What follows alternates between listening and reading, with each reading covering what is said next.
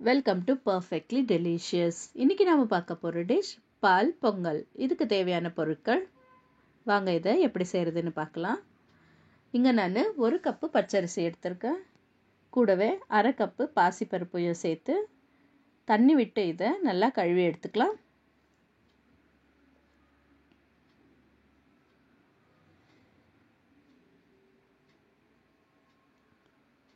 இப்போது stove on பண்ணி ஒரு குக்கர் வச்சு நாம் கழுவி வச்சிருக்கிற அரிசியும் பருப்பையும் இதில் சேர்த்துக்கலாம்.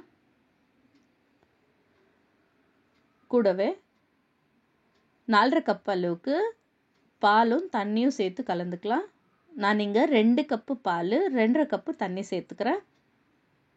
உங்களுக்கு தேவைன்னா 3 கப்பு கூட பால் சேர்த்துக்கலாம். இதை இப்போ குக்கர் மூடி 3 விசில் வர அளவுக்கு இதை வேக வச்சு எடுத்துக்கலாம்.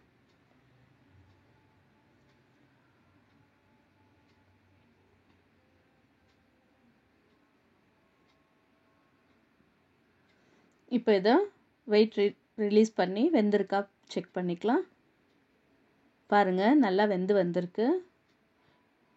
இப்போ இதை ஒரு கரண்டியை வச்சு லேசாக மசிச்சுக்கலாம்.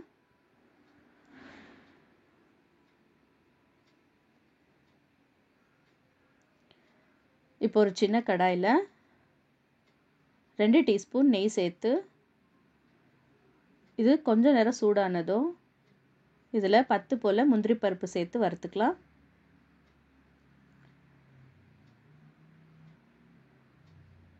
இது கொஞ்சம் பொன்னிறமாக ஆனதும் கூடவே ஒரு 10 காஞ்ச திராட்சையும் சேர்த்து வறுத்து இதை தனியாக எடுத்து வச்சுக்கலாம். இப்போ ஒரு பாத்திரம் வச்சு நம்ம வேக வச்சிருக்கிற அரிசியும் பருப்பையும் சேர்த்துக்கலாம். இதில்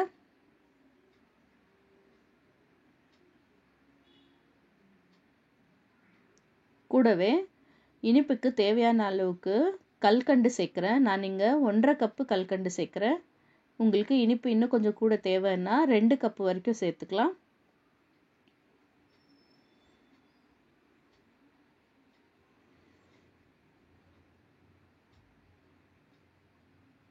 இதில் 2 டேபிள் ஸ்பூன் நெய் சேர்க்குறேன்.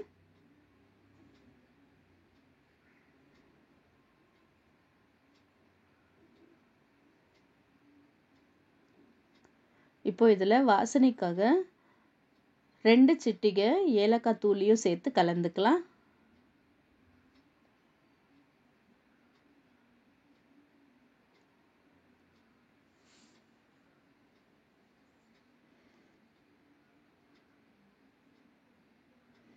நான் இன்னைக்கு 1 சிட்டிகை பச்சை கற்பூரம் சேர்க்குறேன். உங்ககிட்ட பச்சை கற்பூரம் இல்லைன்னா ஏலக்காய் வாசனையே போதுமானது. கடைசியாக இதில் நம்ம வறுத்து எடுத்து வச்சுருக்கிற முந்திரி திராட்சையும் சேர்த்து கலந்தால் நம்ம சுவையான பால் பொங்கல் ரெடி ஆயிடுச்சு.